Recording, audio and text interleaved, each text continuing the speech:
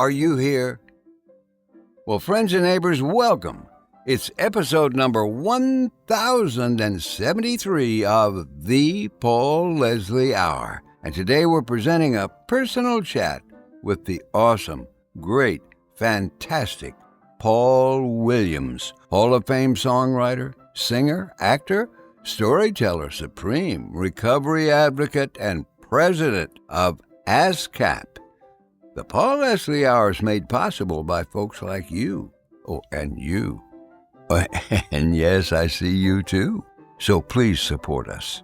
Visit www.thepaulleslie.com/support. We thank you for watching and supporting. And with that, let us hear now from Paul and Paul.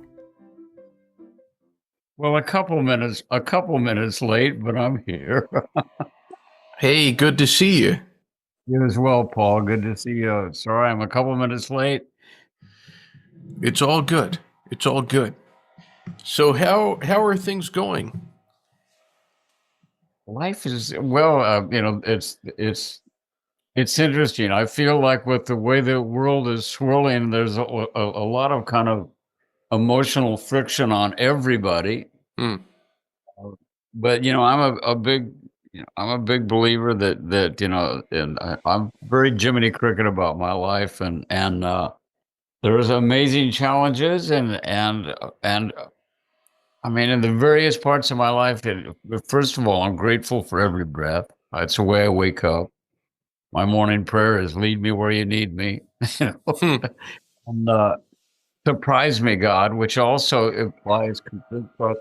Here are the reins to my day. Where would you have me, and what would you have me be doing? And I find that the less I'm in charge of my life and the world around me, or trying to be, the better things run and all. Right now, especially in the business side of my life, at ASCAP and everything, I'm just so grateful for the quality of people that are the upper echelon of the staff and the membership.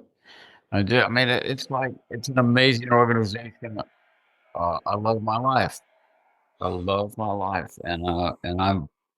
I'm despite everything that's going on right now with the turmoil internationally, for everybody, for all of us, I have a sense of calm. Comes and goes. I say I have a sense of calm that comes and goes. I like that you have a morning prayer. I try to do that too, and it makes a big difference. Well, I just celebrated 35 years sobriety, and it was never my intention to get sober. I had a psychotic meltdown after like 3 days and nights of being up in 1989. I went to Oklahoma City to do a concert, and I literally was thrown down at this, what I thought was escalated stairs, is beaten up by it's like an invisible monster that was me. I mean, we should almost get a fresh start. I mean, I would, if you're good with that. and because I feel like, I mean, do you basically just usually do your podcast just like we're into it and recording, or can we have a fresh start? Well, I feel like I'm talking about things that I need to talk about, other stuff in front of it for it to really be of real clarity, Well, I always like to just kind of seamlessly flow into the introduction, and you kind of gave me like a little bit of a precursor here, which was like, Paul, it's time to start the show. Yeah. So it's my great pleasure to introduce songwriter, author, singer, recovery advocate. Paul Williams has worked as an actor, a recording artist. Paul, I will say one thing before we start. Did you know that you and I have been corresponding off and on for 12 years now? Wow. Well, I knew it had been a while. I knew it had been a while. Yeah. So this moment is actually it's very exciting for me. And last night I was flossing and I was listening to Sad Song, Mm.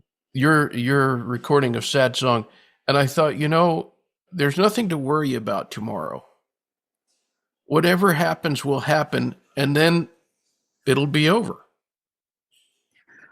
Well, Paul, from my side of it, I would probably kick this off with the acknowledgement of some of the really kind things you've done through those years, and most recently with a couple of losses of dear friends, like J.D. Souther and Jack Jones and all. You sent me some wonderful, wonderful recordings of your conversations with especially JD. I called him Wendell when JD was so well known and so respected as a songwriter that back in the 70s, if you were at a big music function and you yelled, "Hey JD," everybody knew who you were yelling at. So he called me Petey, and I called him Wendell, and it was just an endearment, but it stuck. And I mean, he was like a brother. He was absolutely a grumpy old man with a huge heart. But when he passed, it was a real shock. I mean, I felt like he was always going to be the guy just everything kind of dialed in right for him. He wrote for the Eagles. He was in that world. He was Wendell's forever. So when he passed, it was a shock, and it was a wonderful ointment for the heartache to hear your conversation with him. So thank you for that. Well, that means a lot. Thank you. I really appreciate that. Paul Williams, what has surprised you the most about your life? Wow. That I had the the amazing God, that's it's such an amazing question. I think that it's the greatest surprise of my life is what unfolded after I quit drinking and using. And the longer I'm sober, I'm 35 years at this point, and that choir of grateful hearts, the recovering community reached out and took my hand, and I think maybe the biggest surprise is that the connection that I had with the world before I quit drinking was through my music. My connection was, through people that they heard what was in the center of my chest, not from me, but in the songs. What they heard from me was a lot of arrogance, and cocaine is remarkable. It boosts your confidence, but you just kind of, it's like my cat goes over a fence, hits the table, then the fence, and then down. Like the table was the first bump of cocaine, and then you leap up way past confidence into arrogance and self-importance and a carelessness that you're just really unaware of. So the big surprise for me was when I walked into the rooms of recovery and began to have relationships with other people that were sober, and the connection that all of a sudden my rainbow connection became the recovering world around me, and then it spreads out to the entire world. I was surprised that I had the kind of amazing success that I did with a total lack of of really clear vision. Clear vision, clarity is a much better buzz, Paul. Clarity is an amazing buzz because you have this sense of the blinders are off. You have a sense of the world around you, and at this point, I'm just grateful for every breath. So I think the to life element. It's a really long answer to a great question. Is that how much happened to me? What an amazing life I had when I was not fully awake to the life around me. I mean, like, thank God I can remember it. And but the other side of that of remembering it is looking at a film like Paul Williams Still Alive that Steve Kessler made, the documentary, and really, seeing that footage of that dead-eyed, little smartass who is kind of full of self and like, hey, I'm Big Paul Williams, and let me talk to you about that. It was hard to watch. When you first walked into that recovery room, when you first went to a group, was there any part of you, whether it was your ego or whatever, that started to try to tell you, don't go in there, Paul, don't go in there, you don't need this? Oh, it's beyond telling myself that. I never intended to. How I got sober is an absolute miracle. I was 49 years old. The career that I thought I had probably been gone for 10 years because I went from 48 Tonight shows. I went from Johnny Carson's couch to my bedroom, looking out the Venetian blinds for the tree police because I knew they were out there. But when I was 49 years old and I had really, I mean, I misplaced the 80s. I mean, it's like, you're an alcoholic when you misplace a decade. The 70s was just amazing success and opportunity. And I got the chance to do all the things that I love to do, both act and write songs and make movies and show off television. I said yes to anything that involved a camera and a microphone and me at center stage. But what happened is in September of 1989, I went to Oklahoma City to do a concert. And I met my band there, and I had been up at the time that I walked out of my hotel room with the promoter to do this afternoon gig out of doors at a school at the university there. I'd probably been up 3 days and nights with maybe a couple hours sleep here and there, drinking and using, which was not even getting high. It was just maintaining, trying to, and lost. And the way that the promoter describes it is he said, we were walking down the hallway of this hotel. He said, and having a sort of a normal conversation. And all of a sudden it was as if some invisible creature grabbed you by the seat of the pants and the nape of the neck and threw you against the wall. And for about 45 minutes, I was basically tortured by some creature that nobody could see but me. It looked like a small version of myself with sharp vampire kind of teeth. And I was thrown down escalator stairs, and there is no escalator in that building. Absolutely moving to me. The walls were breathing. He put me in his car, and in the side view mirror, I could see this little creature that was biting my neck, and I was nuts, totally out of my mind. And so they postponed the gig. I told the audience the next day that I'd had a reaction to my meds, and I told them the truth. Because in the 1980s, I treated my alcoholism with alcohol and my drug addiction with drugs. And for a little while, it sort of worked, but never really. And then it just got horrible. But I did the gig, and then I flew home, and I drank on the plane. And when I got off the plane at LAX, I called the dealer right away. Damn it, where are you? Damn it, it's amazing. You call the dealer, and you're like, God, where are you? Where are you? And then she answers the phone and goes, hello. And you go, And it's interesting. You feel better already. And when in rehab, I thought about that, and I thought, you know what I was experiencing?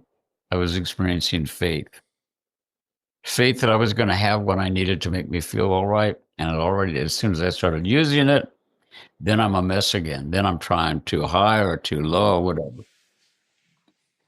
But what happened is I went back to LA and just started using again. And on a Monday morning, I flew back. Saturday morning, the phone rang, and it was a psychiatrist, a doctor. And he said, well, I found a place for you. And I was like, what are you talking about? And he said, well, you called me last night and said you wanted to get sober. And I said, well, somebody's been using my body again. Obviously I'd been in a blackout. And I said, somebody's been using my body again. And he did not laugh. He said, well, you called me and you said that you didn't want to drive drunk with your kids in the car anymore. That you were sick of lying every day. And I mean, it went on a little after that, I'm sure, but basically something inside of me, when I heard that about the kids, because that's what happened to me as a kid. My dad was killed in a car wreck when I was 13, drunk by himself. And I was doing the same thing. And boy, it's that moment of where you're undefended enough just to go, yeah. And I went into treatment. And so my Lazarus moment, I wrote a song. It started out, a long voyage home starts with a word. God, dear God, step into my life and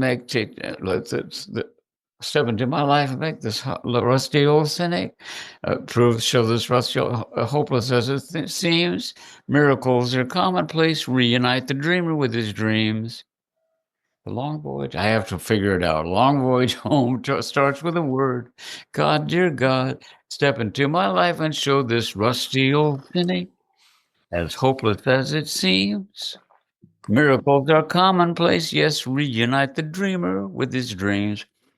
I was reunited with my dreams. I was eventually, but I was reunited with a reality that fit in a fashion that I couldn't have imagined. That the life in the real world was so delicious, was so interesting, was so full, especially in the recovering community. The population is fascinating.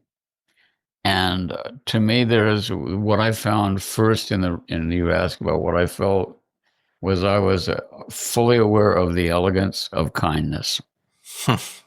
The elegance of kindness. Wow.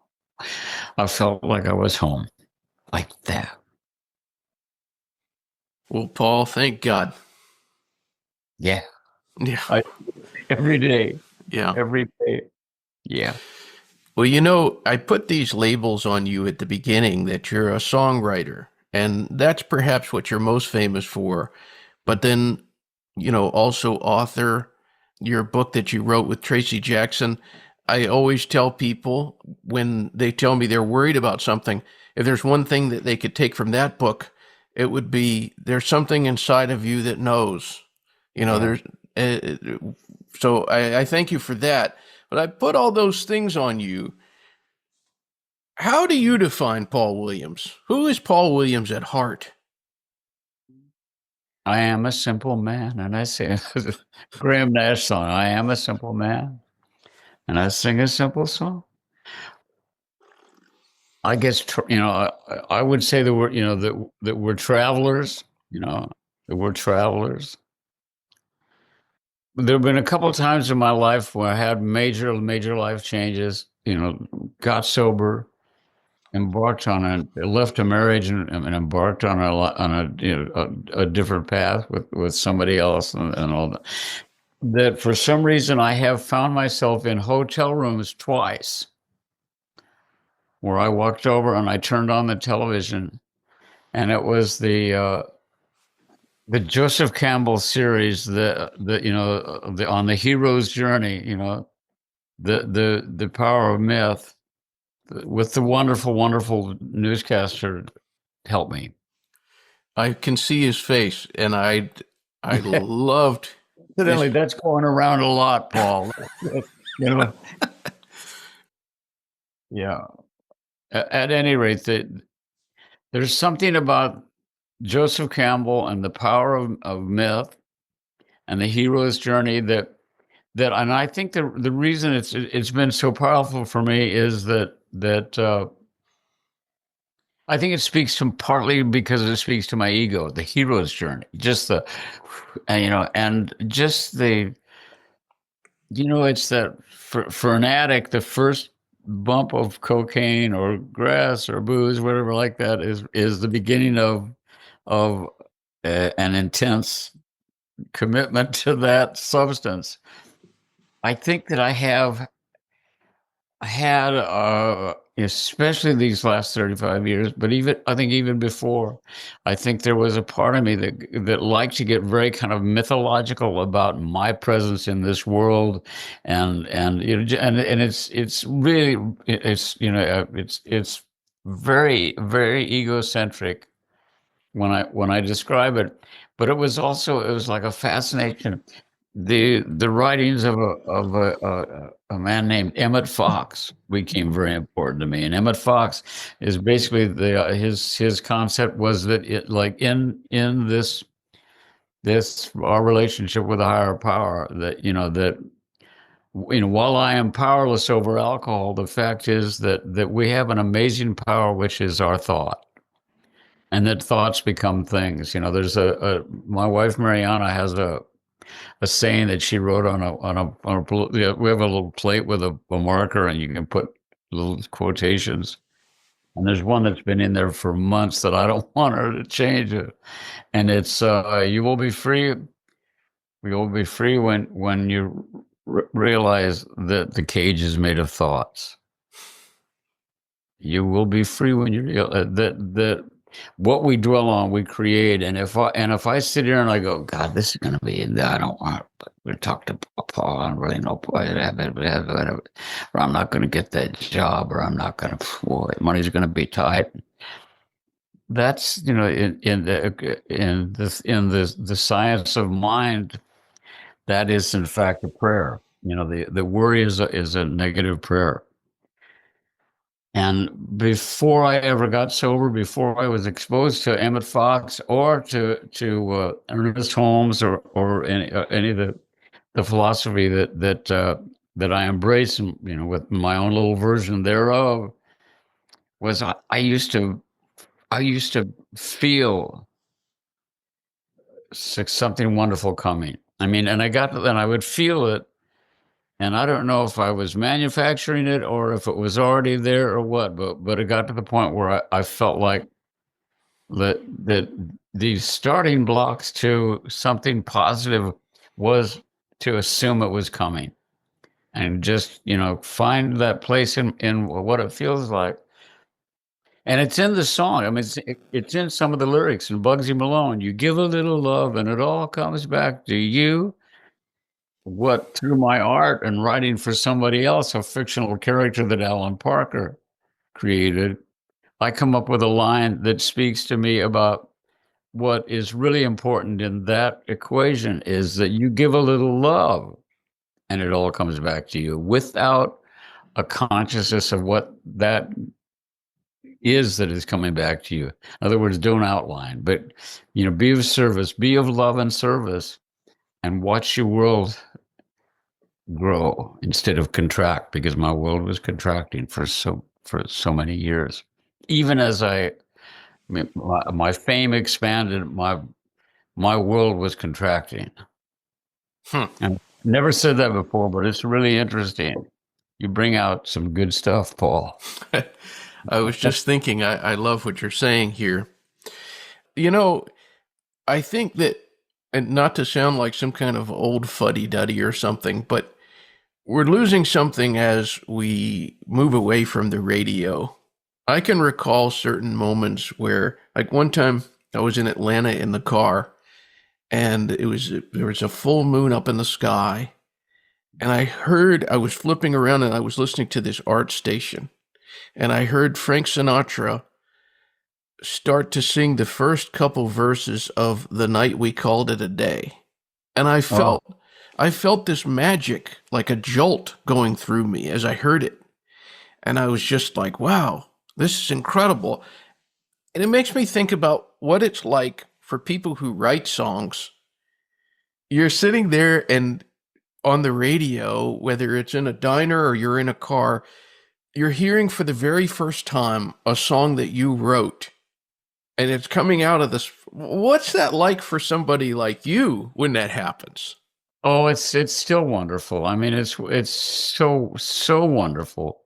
And I mean, I remember the first, when I first started writing, and I was 27 when I started writing. I was an actor before that, but and could not make a living at it. I mean, I looked like a kid till you put me next to a real kid, then I looked like a kid with a hangover. So it was really it was tough to get acting jobs.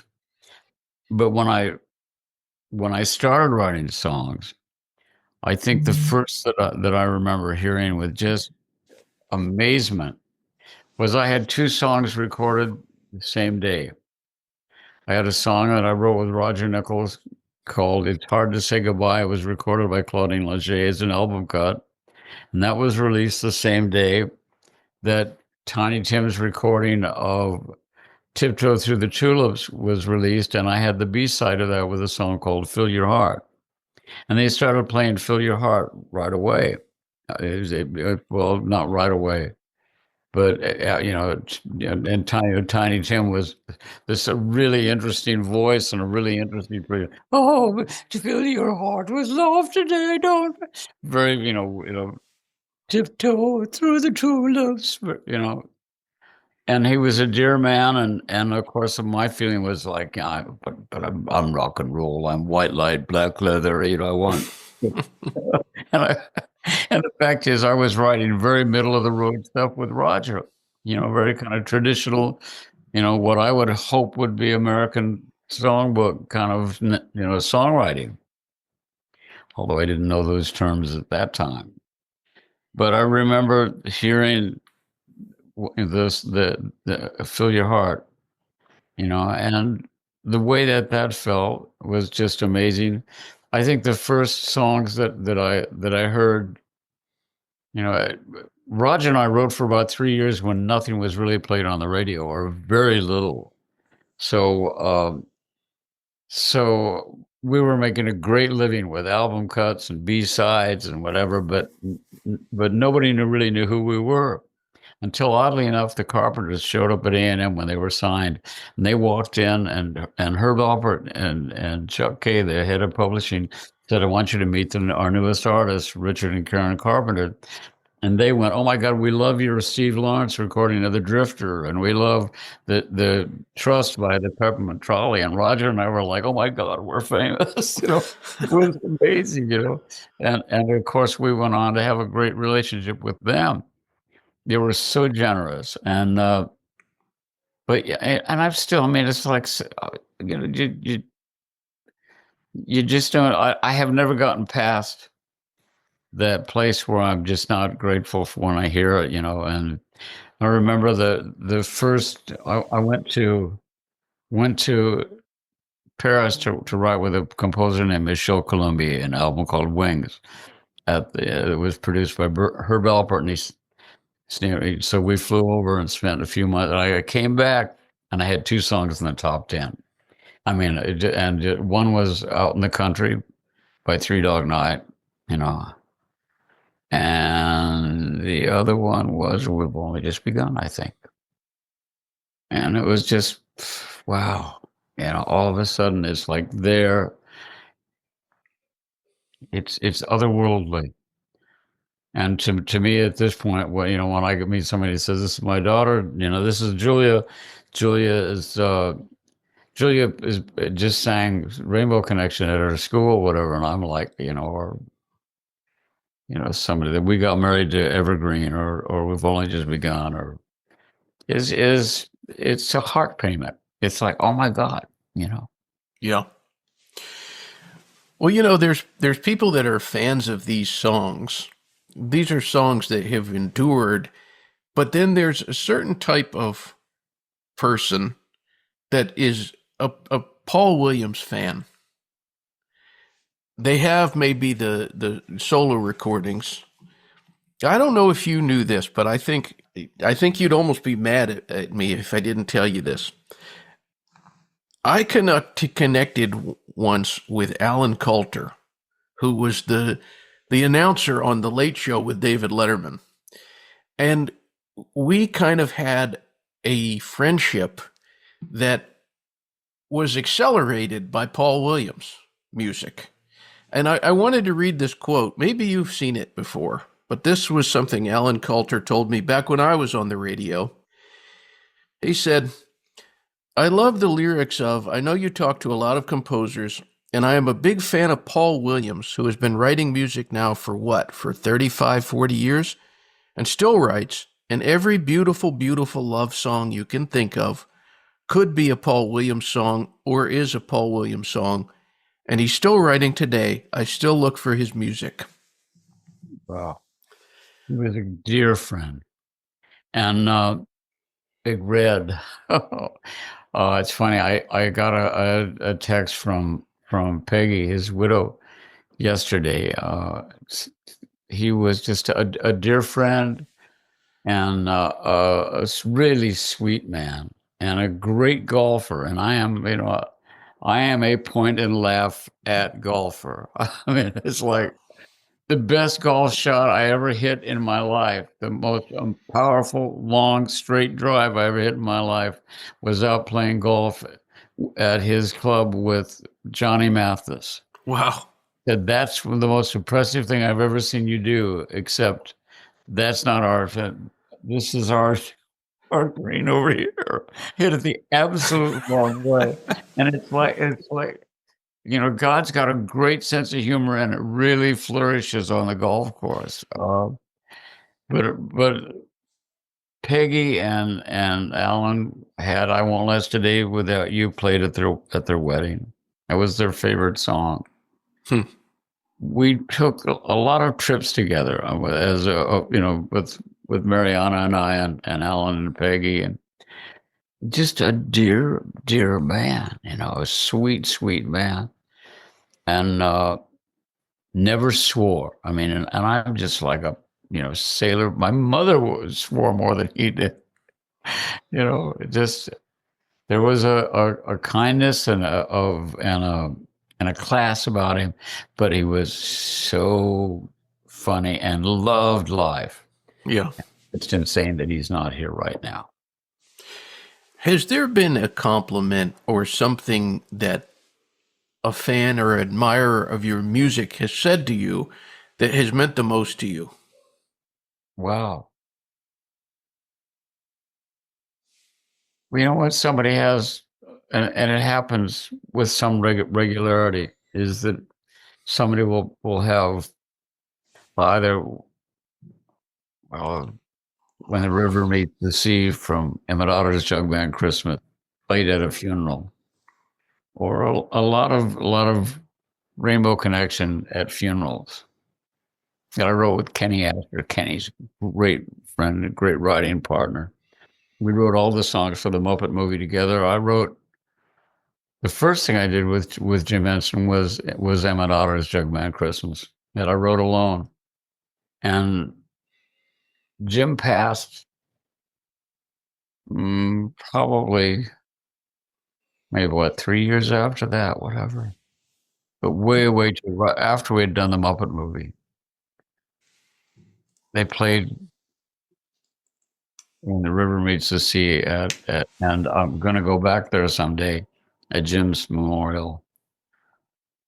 Those are moments. I mean, that's odd to call that a compliment, but that's one of those things that you just go, that you're stunned by the loss, and then stunned by the fact that you were a part of his life in a way that it was worthy of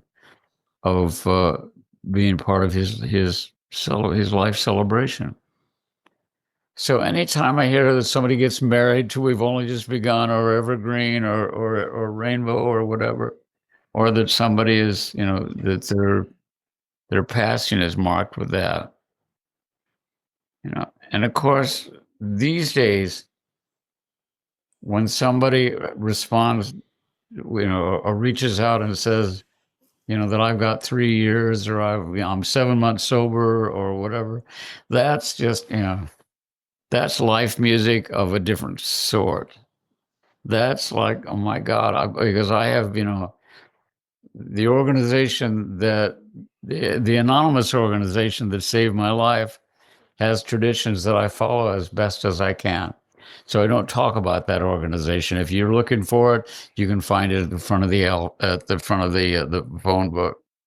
But I'm very open about my recovery, and it feels like the most important message that I have. That that it works. You're not alone, and if you're suffering with with an addiction, and I have a black belt in I was a pioneer in augmented reality, so I know how it feels to be in the middle of that. And if somebody was watching us and is even beginning to sense that this might feel and if you're saying to yourself, I'm okay with this, you have that moment of worrying about it, and then you go, no, I'm okay, I'm okay. Give yourself a chance to find out if you are okay. If examine the possibilities of 30 days without that. See how you feel. You may discover what is to me as I say, clear vision is a better buzz. It's as good as it gets. Earlier you were talking about the American Songbook, and you've said more than a few times that you were more of a fan of Sinatra and Bing Crosby than rock and roll. Do you think that being a fan of those things as a young person, what we now call the Great American Songbook, do you think that has been of service to you as a songwriter? Yeah. Yeah, and I resented it at times because I would love to have been a part of the Laurel Canyon. Yeah, I mean they were friends, but I mean I didn't have the kind of career that that hardcore rock and roll. I would say that what you're talking about came out of what I was listening to when I was a kid at home. I was listening to the music my mom and dad were playing, and I loved it. I mean, like when if they asked me, I could write a book about the way you walk and whisper and look. It was what I was raised on. I was raised on My Funny Valentine. I mean, like Lawrence Hart, Larry Hart's lyrics were just, oh my God. My Funny Valentine, Sweet Comic Valentine. With a Song in My Heart was the first movie I ever saw with Susan Hayward in it. And all singing all Back Home Again in Indiana, all that, So even in high school, I was listening to that's the kind of music that I had been exposed to and loved. The Beatles. When I fell in love, I went. I mean, I knocked down by the Beatles about how brilliant they were, and they led me back to Chuck Berry, and the music that I loved in high school was more like the Platters and kind of doo-wop, and because of my addiction, there was like this period in the 80s that I didn't. I mean, I just went to a thing for the Gershwin Prize a year ago, and Elton and Bernie were given the Gershwin Prize, and so I meet these guys backstage before the concert, and they're fantastic. I mean, they're really nice guys, and they're fans of Phantom of the Paradise, and I love anybody that loves me. So it's like we're buddies, and we're talking, and I'm not catching anybody's name or what the name of the band is or anything. But they open up the show, and they're amazing. These two guitarists have this thing going on that just, I mean, I get so excited. I said, "Who are these guys?" They said, "That's Metallica, Paul." So it's like, oh my God. I mean, there's so much music that I've missed. My favorite band was always the original Delaney and Bonnie and Friends. I don't know if you know them or know their Yeah. music, but I mean, with Leon Russell on guitar and piano at times. I mean, Jim Keltner on drums, or I think at another time Jimmy Gordon on drums, Carl Radle on bass, and Bonnie Bramlett. And I mean, it was just I loved that kind of gospel rock, and but it's not the kind of music that I made.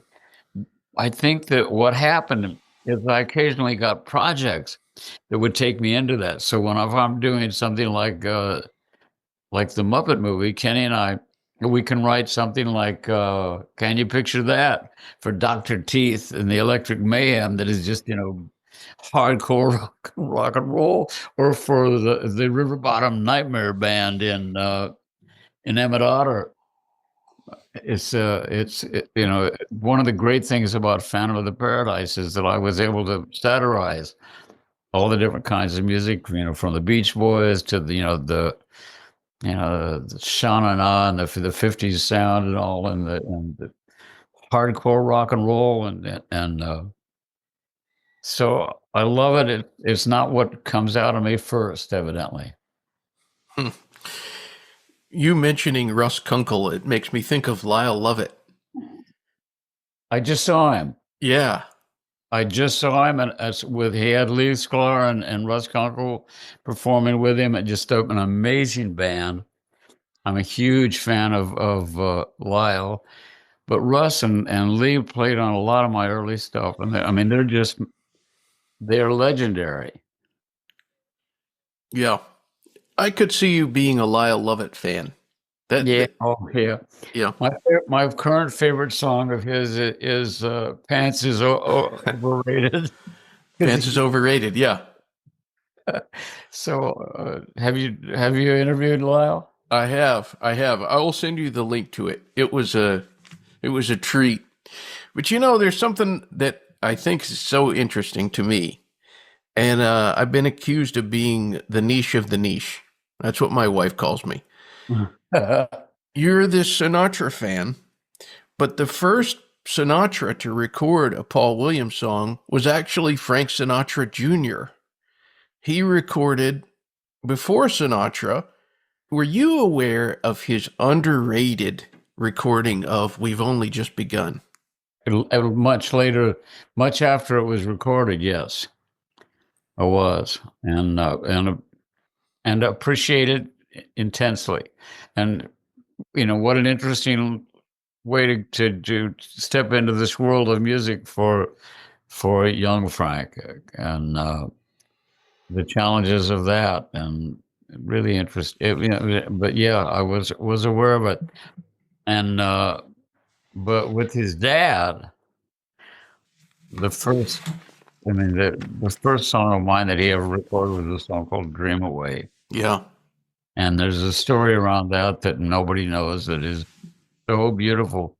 He recorded it. My mother was dying of cancer, and I called Sarge Weiss at Frank's office, and I had from the first time I was ever, as a known songwriter, was in the audience of a Frank Sinatra.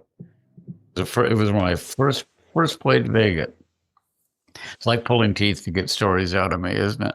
I was playing Vegas for the first time, and I was opening the next night, got in the night before, and we went to see Frank Sinatra at the Sands. We being my wife Katie and I.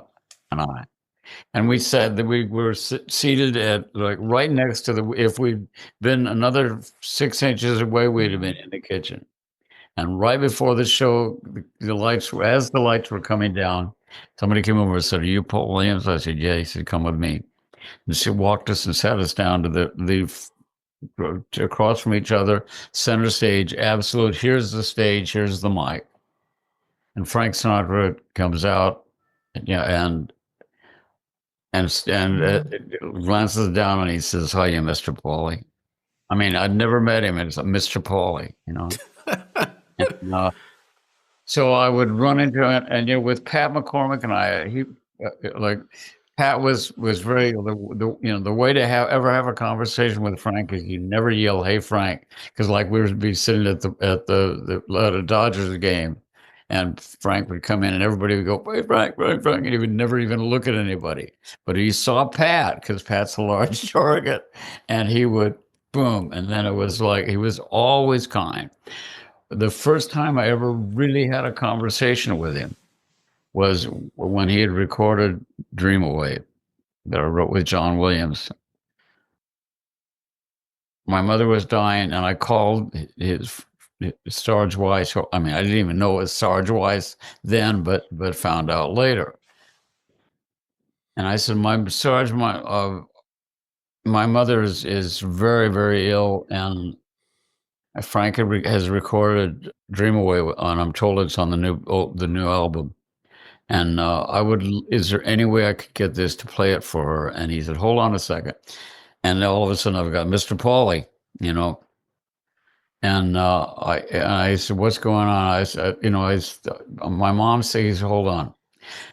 Got off the phone very quickly, but he said, I'll get it to you right away. And I heard him say, Sarge, get him a cut a dub of the record for him. And so that day, I think I got the record and went into my mother's room. She was at home, and it was the last few weeks of her life. And I played Dream Away, and she went, "Now you're a real songwriter. Now you're a real songwriter." And it was a kindness that, I mean, it's just, you hear a lot of, comedians talk about Sinatra, and Shecky Green used to tell the story about Frank Sinatra saved his life with 2 words. He was being beaten up by mobsters behind Mr. Kelly's, and Frank saved his life with 2 words. I said, what were the 2 words? He said, "That's enough." Oh, yeah. Yeah, but Frank was, yeah, he was pretty classy at what my experiences with him. Hey, here it is in the middle of this episode, the Paul Leslie Hour. We're going to take just a quick moment to ask a favor. Won't you subscribe to Paul's YouTube channel? I'm sure if you do, you will be one happy person. And above all else, following Paul on X, formerly known as Twitter, at the Paul Leslie. And remember to say hi to Paul. Now, back to the show. Well, I got an exclusive quote from John Williams for you. Oh, The composer of that song, Dream Away, which you wrote the lyrics of. "I've always been a great admirer of Paul Williams, a fan, actually, of his true talent and creative genius. We wrote a few songs together, 1 for Frank Sinatra and 2 for a film that we did together, and I've always felt fortunate and privileged to have been able to work with Paul." oh, how lovely. That's fantastic. I'd never heard that. Yeah, we wrote the songs for Cinderella Liberty together. Yeah, I mean, I also wrote lyrics to a couple things for him. That I wrote the lyrics to the Superman theme, and another one. I think the other one was that would be the only one that was not used. I wrote a lyric called "Just Inside My Soul. There's a love and a light that I never knew just inside my soul. There's a world that I saved for you. Like tonight, it is lusty and love swept, not a dream, but a promise that time kept to a love beyond time that'll never end, never end. It'll come again when you hear me calling just in." I was enamored with what I had written. And the director of the film wanted it to be just, "Can you read my mind? Can you read my mind?" And I was like, no. I mean, I don't want to do "Can you read my mind?" If it had happened today and the director said, "I would really like "Can you read my mind?" I would say, "I'm working for you, and let me see how I can do that." but I was just, I was inflexible, and they paid me. And Hal David came in and wrote "Can You Read My Mind?" and got nominated for an Oscar for it, as well he should have. And the life lesson for me was, you know what? So it's how lovely that to hear that lovely comment from John Williams. Maestro Williams is, and he's been very generous around us at ASCAP as well. He's come in and been part of some presentations to lifelong employees of ASCAP and the like. So just the endless brilliant music of John Williams. When comes such another? And thank you, Maestro Williams, for that exclusive quote. Very kind of him to provide that. What advice would you give to any kind of writer? I feel I've learned a lot from every kind of writer, lyricists, people who write technical copy. But what advice would you give? I would give it in the form of a story, of course. Okay. My little brother's name was Mentor Williams. When he was 16, he was singing in bars and lying to his mother, saying he was going to summer school in Red River, New Mexico, and was singing in a bar there and sleeping at the loft over the bar.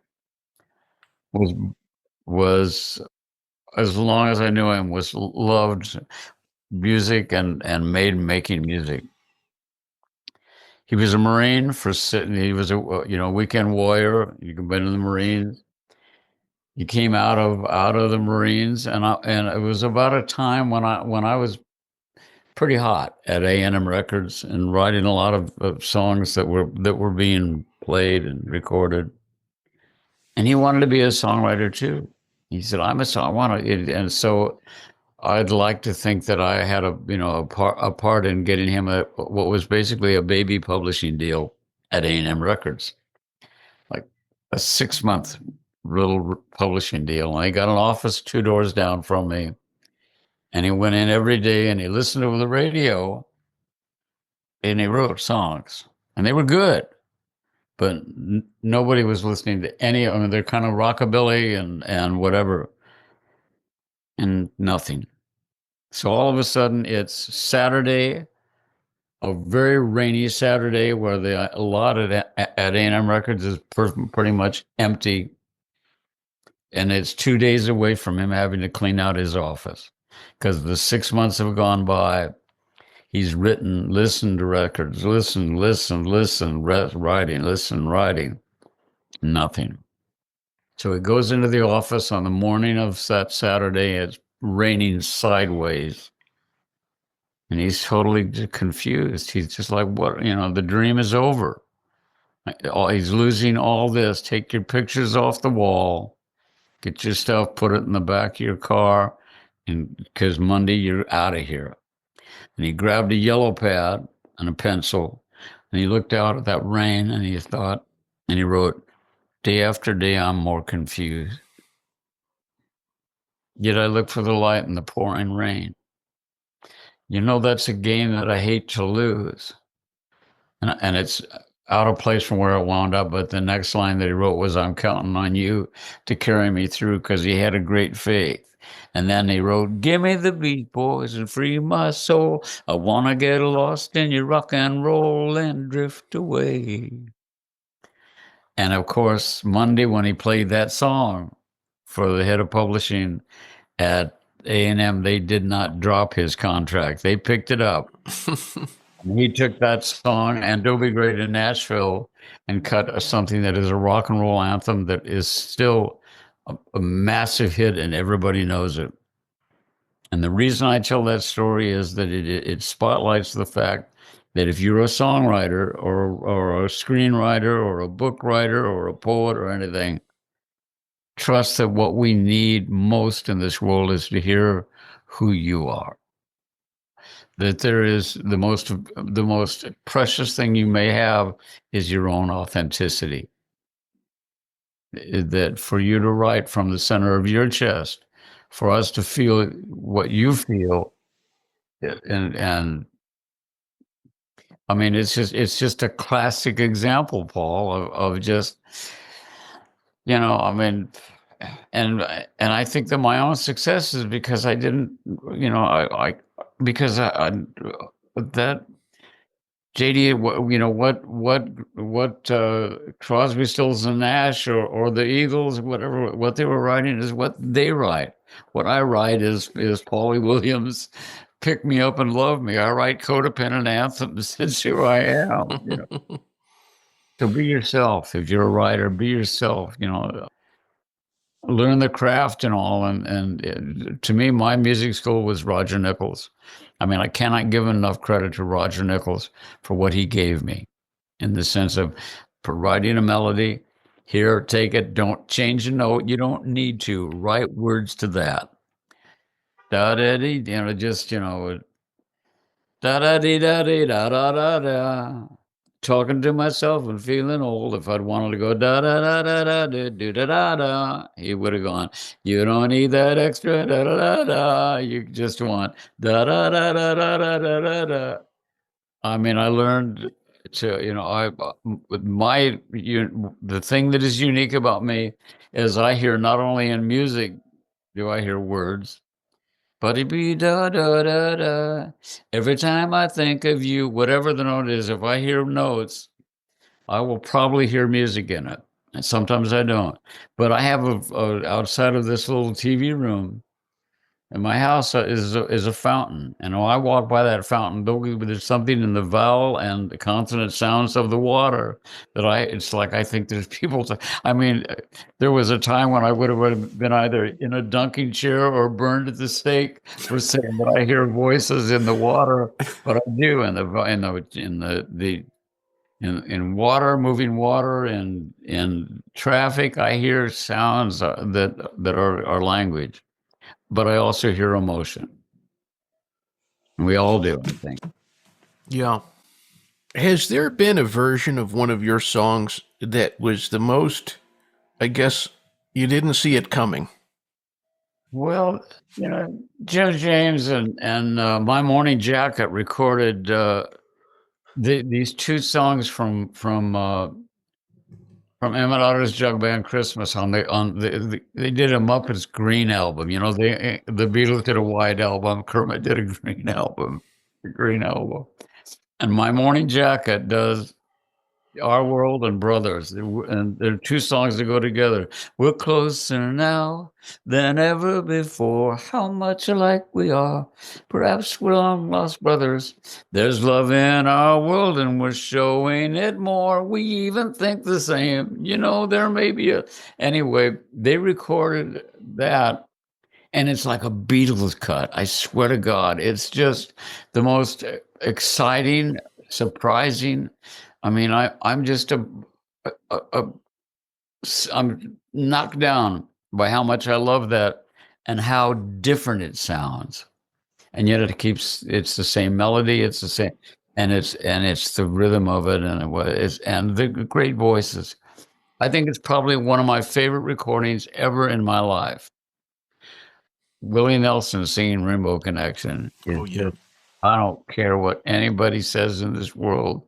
It never doesn't get any better for me as a songwriter than hearing "Why are there so many?" And we sang a duet of it. That God, his voice is. There's something in the quality of Willie's voice, and the one that is most like his in some ways that was his predecessor would be Ukulele Ike. That was the voice of Jiminy Cricket. A dream is a dream, is a wish your heart made. When you wish upon a star, makes no difference. There's something in the quality of those two voices that is just like everything I ever wanted out of a daddy. It's just, I mean, I'm 84 and it speaks to me as if I was 9. Just wonderful. Yeah. That's so interesting, the point that you make about him being the heir apparent of Ike.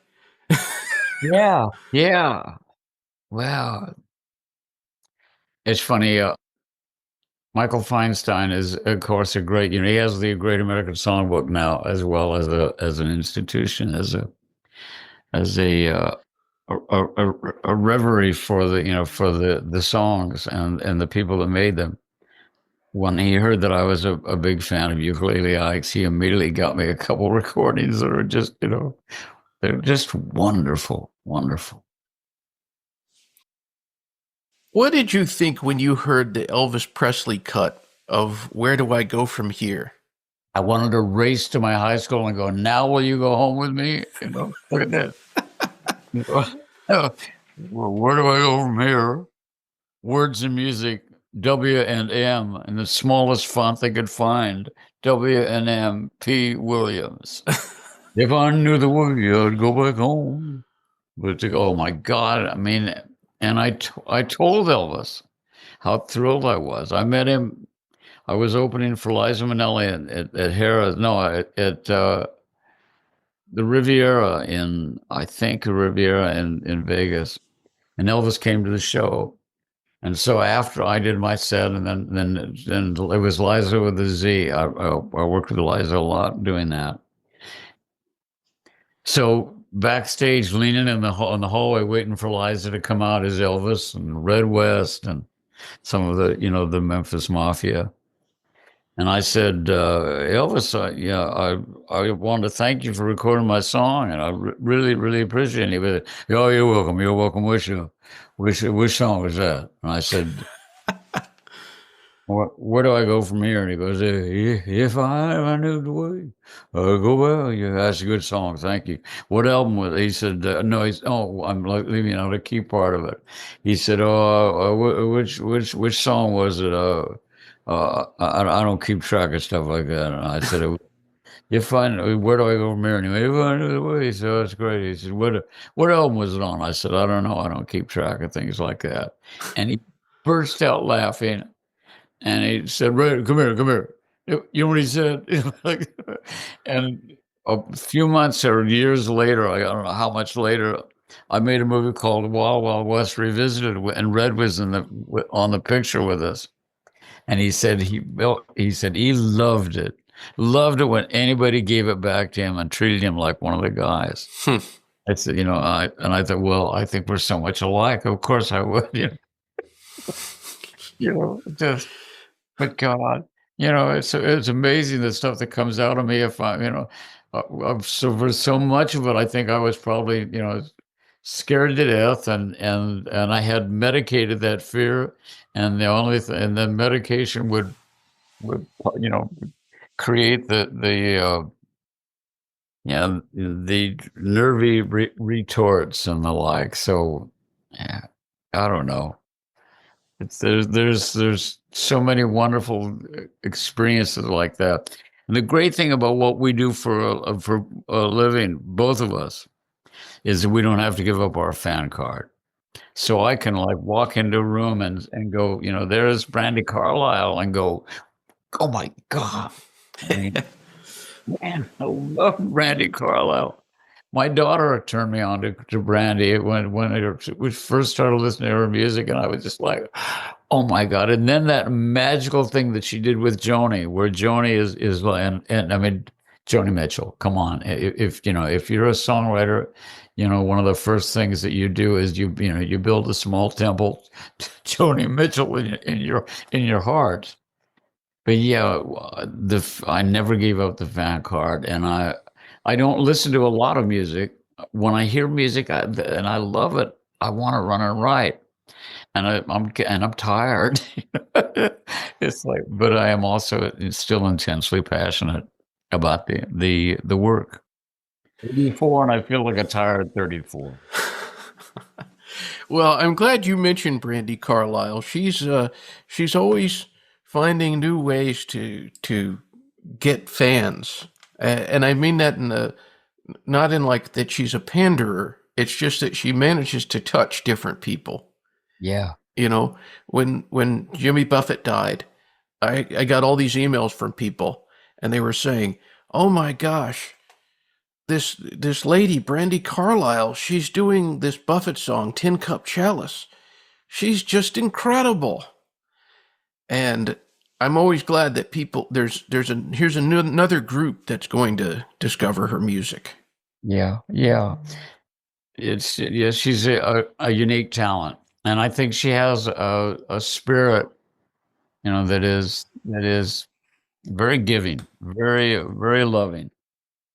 Well, you've been so generous with your time. I just have a couple more questions I hope I can ask you. Absolutely, Paul. After 12 years, you can have as much time today as you want. Okay, well that makes me relax a lot.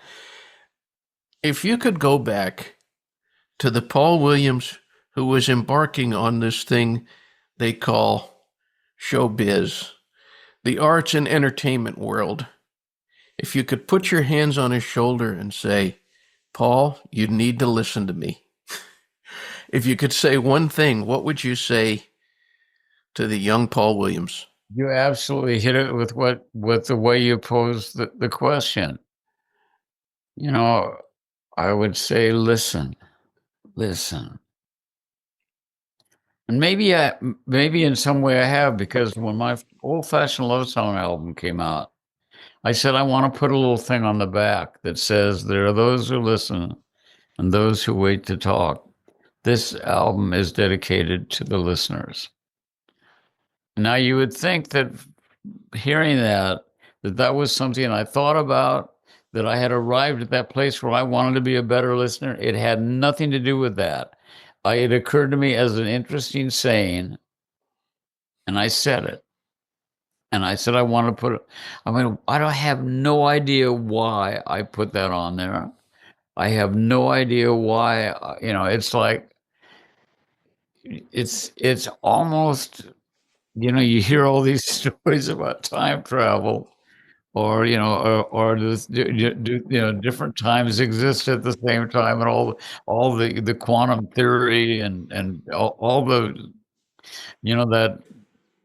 that part of my life, that part of my being at this point, that is like all of a sudden wanting to reread all of Ray Bradbury, you know, and science fiction of the 50s and 60s and 70s, but it's odd that I chose to do something that I don't think I ever really had a sense of the importance of, be aware of the world around you, listen to people, don't wait to talk. There are those who listen, those who wait to talk. And I think that I still catch myself, in a great conversation, I will lose part of a conversation because I'm thinking, that I'm triggered by something you say that has me thinking about something else, and I come back and I realize I missed part of what Paul Leslie said to me. And now the difference between Paul Williams today talking to Paul Leslie and missing something is, I would say, I'm sorry, I was off in my head. Paul, would you repeat that? None of this consciousness of any of that was a part of when I wrote that thing to put on the back of the album. But it's a solid part of what I'm thinking about now. Is there information there? Does it mean something? Is there a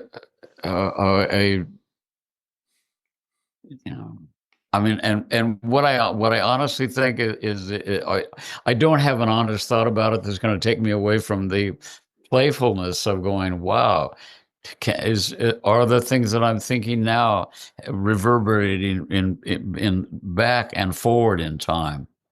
Is there a loop where this constant now is available to all my past and my future? It's just way, way, way beyond my pay grade, but it's fascinating to me that something that I did something like that is so important to me now that had no conscious meaning to me then. Great answer.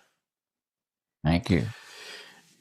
When I was starting in the world of radio, I used to always tell people that although I was a fan of the bands and I was a fan of the singers, that I was a fan of the names in the parentheses. That's, you know, that's the kind of the way that I've been for a long time. And I can remember early on when we would be recording these radio shows that would go off on FM radio. And the guy that would engineer the show and co-produce the show with me, a guy named Jeff Pike, who actually recorded Rainbow Connection on one of his deals. We used to talk about, and I would say, what would it be like if we interviewed a guy like Jimmy Webb or Paul Williams and Roger Nichols? Now I can say I've interviewed all of those people as of today, and it's a real thrill. But I wanted to tell you about something that Jimmy Webb said, and I think you're going to enjoy this. He said, Jimmy Webb isn't even a real name. He said, now Paul Williams, that's a name. Maestro. I called Jimmy Maestro. We were friends back into the late 60s, early 70s.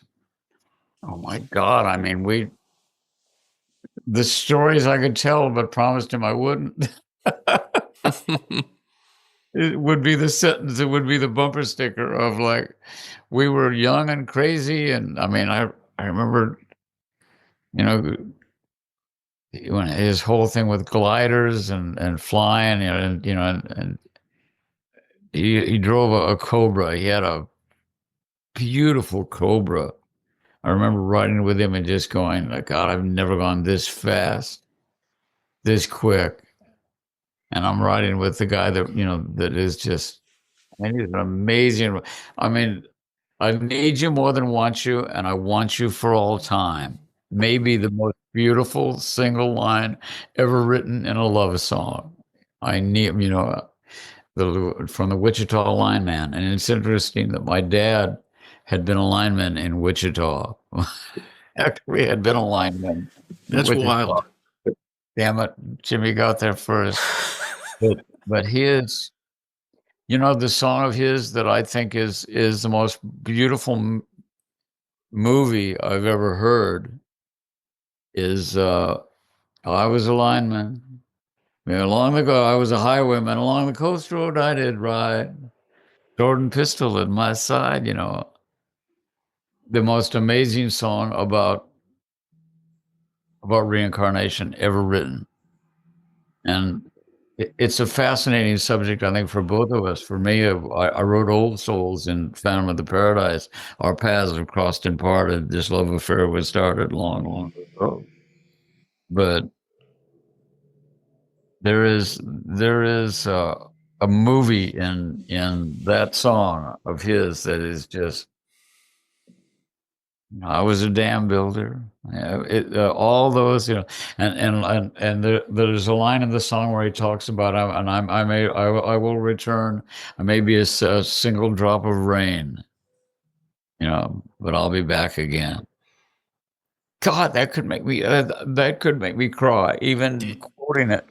Yeah, he's another one of those guys. He's just like, wow, you exist. Yeah.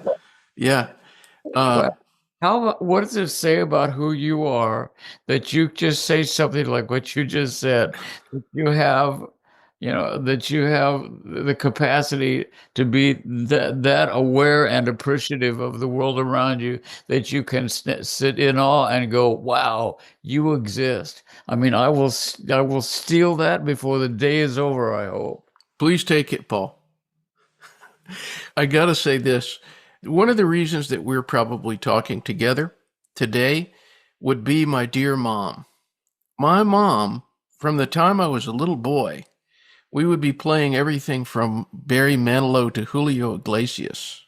And she would tell me about writers' names. Like she would mention somebody like Marty Panzer.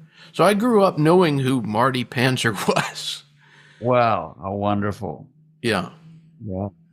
Yeah, there was a lot of music in my house too, but it was always just on the radio, and we would say, because I went to 9 different schools by the time I was in the 9th grade, I was a construction brat, so I moved every year. My dad would do a hospital in Albuquerque, then the B-36 hangars in Rapid City, and then back to Denver for the Coca-Cola bottling plant, or he built Boys Town, or the Atomic Energy Commission headquarters in Lucasville, Ohio. It's like constantly moving and driving. We would sing in the car, and he would get me up in the night to sing Danny Boy to his friends and all. So, like you, I had, but there was never any talk about. I mean, it was just I was singing what I heard Eddie Fisher sing, what I heard Joe Stafford sing, or Mel Torme. You've written with so many great songwriters. I'll just name a few: Roger Nichols, Kenny Asher, Charles Fox. I mean, there's more and more. Is there anybody out there who's still with us that you would like to write with that you haven't yet? Oh, everyone. I mean, like I'm writing with Portugal the Man. I've been writing with Billy Corgan from Smashing Pumpkins. There's a gentleman I met in Taos. I have a home in Taos, New Mexico. It was my brother's that he left me. And I went to an artist that I know there. Threw an 80th birthday party for me. There was a guy there playing piano and singing. His name is Travis Buster. Travis Buster had Parkinson, but he started singing some of his songs, and I went, and I don't do it very often, but I went, I would really like to write with you. We need to write together. We started writing together. His shaking got so intense that I asked another buddy that I write songs with named Wes Hamill, who's having a lot of success right now. So Wes Hamill and Travis Buster and Paul Williams have been sitting down, and whenever I'm in Taos and writing songs, this guy Travis Buster went and had the surgery. And it's remarkable. He is calm. And we just wrote a song called Shaky Grace that I'm over the moon about. And I have never been more excited about writing than now. John Gorley of Portugal the Man and I are brothers. There's a connection there that is really it's almost biblical. It's like, and interestingly enough, he has an interesting situation which I should mention right now. He has a beautiful daughter named Frances who has a very rare neurological disorder. And it's so few kids in this country have it that Big Pharma is doing nothing about it. But so he started this movement, which is Frances Changed My Life. Basically, he's self-funding the research, not only for Frances, but for all rare childhood diseases. And it's kind of it's become a bit of a mission for me as well, and to just have some awareness that if you're enjoying this podcast, I don't think that Paul would mind if I mentioned that Frances Changed My Life is an amazingly worthy cause to help rare childhood diseases. And if you look at PortugalTheMan.com, I think you'll find it a way to participate in that if you would like to. I think it's really a really remarkable holy mission to try to make children's lives better. And as a dad that was never really there for his own kids when they were little, but my daughter insists that I am now full tilt Papa Bear. The Papa Bear in me says that there's nothing I would like more, the people that love my music, than to pay attention to the needs of Frances Changed My Life. We'll put the link in the show notes and on the website. What is the best thing? Thank you very much, Paul. That means so much to me. Absolutely. What is the best thing about being Paul Williams? Well, I have a manageable future. It's like I'm at this point where I am just in total surrender. I'm working on Pan's Labyrinth with Guillermo del Toro, the state musical, and it was taking a long time. And Gustavo Santaolalla and I are writing the songs. And like good, and Guillermo's like going off and doing Pinocchio, then he comes back, then he does Frankenstein, whatever. So we've taken longer than, I mean, all musicals, stage musicals take a long time to work on, but this has been a long run and everything like that. And I finally reached a point where I just went, you know what, I swear to God, I'm going to take it off my bio. I don't know if it's happening or not, Bab. And I just went, you know what? I surrender. If it gets done, it's fantastic. If it doesn't get done, it gave me a relationship with Guillermo and Gustavo. This is whatever it is what I totally give it up. The next morning, I got an email that J.J. Abrams had come on as our producer. I mean, instantly. And now it's a little arrogant of me to think that I created that, but there's a part of me that also believes that I did, that I could, that fear is and anxiety are a resistance that slows things down in your world sometimes. So, I mean, we're really excited about Pan's Labyrinth, which will open in England first and then hopefully on Broadway as well. The best part of being Paul Williams right now is that I have let go of any sense that I'm controlling my own destiny, and yet believe the positive thoughts I have are in fact assisting in that. I feel like a co-creator in the world that I'm walking around in right now, and if I can really stay unselfish, and that's a task for any of us. If I can really, really stay in just total acceptance and continue to believe that things are going to get better, they will. I'm very Jiminy Cricket in my approach to life. Yeah. And I have a beautiful daughter and beautiful grandkids and a beautiful son. And Mariana has an amazing daughter with two kids that are her daughter is my daughter, her grandkids are my grandkids, and I want to work. I want to keep, and because my work is a sandbox. It is not work. It's play. It requires a discipline. After as Annie Lamott says, you got to put your butt in the seat, do the work, but it doesn't feel like work ever. And I will get on a plane and go and speak to the drug court judges in Arizona in a couple of weeks, and I'll be getting on planes for ASCAP, and this is my eight. I'm at the close to the end of my 8th term as president and chairman of ASCAP. A great opportunity to fight for songwriters and make sure that in the world of streaming and AI and the like, that songwriters continue to make a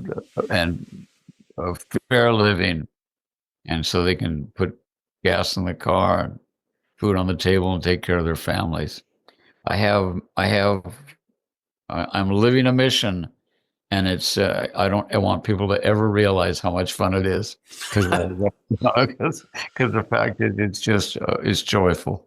It's joyful. Well, this is my last question on this episode. I will tell you, Paul Williams, something that always knocks me out is emails that I get from people around the world.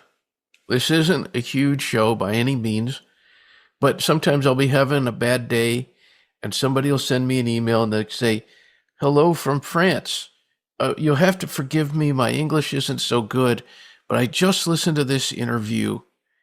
And, I heard from a friend in Indiana who said something similar. They said, I just listened and, you got to keep doing this." My point in saying all these different places, I get these emails from people in the Philippines. I get emails from people in Mexico. There's just people all over. So I'll give you the stage. Wherever that person is and whenever they hear this interview, what would you like to say to them in closing? Every act of kindness is a little bit of love you leave behind. And the fact is, there is in the in that every action has a reaction, and there is an maybe an unintended reaction to that act of kindness that is an additional piece of, I hate the word, I don't love the word potential, but there's something of a mystery in that action that is an open sesame to a life that will just amaze you. That 5 years before I was born, two men, both alcoholics, out of control, found that if they tended to the needs of another alcoholic, that their lives that they would not only live without alcohol, but they would thrive. They would survive. They would thrive. And in the energy of that love and service, that act of kindness, there was an overtone or a wake or a circle of light, and that is absolute. It's soul food. And the best life that you can live is one where you will get up in the morning and go and have that sense of lead me where you need me. What can I do? There's a guy that I work with in the program named Wes, who is a wonderful songwriter and sober alcoholic and all those things. Anyway, Wes always says, "What's in it for me? What are you looking for? What's in it for me? If I do this, what's in it? Not for me, but from me." My first sponsor used to say to me, "How are you treating the world today, Paulie?" And the first time he did that, I was like, "Wait a minute, don't you mean, how's the world treating me?" He said, "I don't give a rat's butt." He said, "In fact, he said, he said, well, I do because I love you, but I can't do anything about that, about how the world's treating you. But I'll make you a promise, and I'll make the same promise to whoever is listening right now that thinks that I might be making a little sense. If you are vigilant about the way you treat your fellow creatures, men, women, animals, the planet, if you are vigilant about the way you treat the world, your life will expand in ways that will amaze you." Jerry Hunter was the name of the man that said that to me. And I've lived by that for 35 years, and he has been proven right at every turn.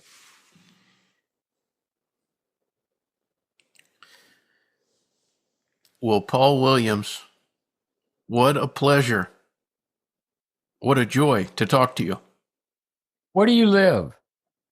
Well, right now I'm in Charleston, South Carolina, but I bounce back and forth between Charleston, South Carolina and Atlanta, Georgia. Well, for sure, I'll be in July. I'll be in Atlanta. We need to break bread. We need to sit. And if I can ever be of service, if you ever want to do this again, I will be there in a heartbeat. Well, I would love to think of us shaking hands and maybe having some coffee or something. Poke, sushi. Yeah. Oh, yeah. I know some great places in Atlanta. I'll see you there. Let's plan on it. All right, sir. Well, I will see you soon, and I can't wait to get this out there into the world. I'm excited, and you know what? I will promote this. It's like I think this has felt like one of the most caring and loving experiences as far as me talking about my favorite subject myself, where I felt your energy fully, and you're an impressive man, and I'm proud to call you my friend. Thank you, my friend. All right. Well, God bless. God bless you. Until next time. Until next time. You know, the Paul Leslie Hour is made possible by people like you, listeners, viewers. Please go to thepaulleslie.com/support, and you'll know what to do when you're there. Thank you. Thank you, everyone who contributes. performance of The Entertainer intro song by John Primorano. And of course, this is your announcer speaking. See you next time on the Paul Leslie Hour.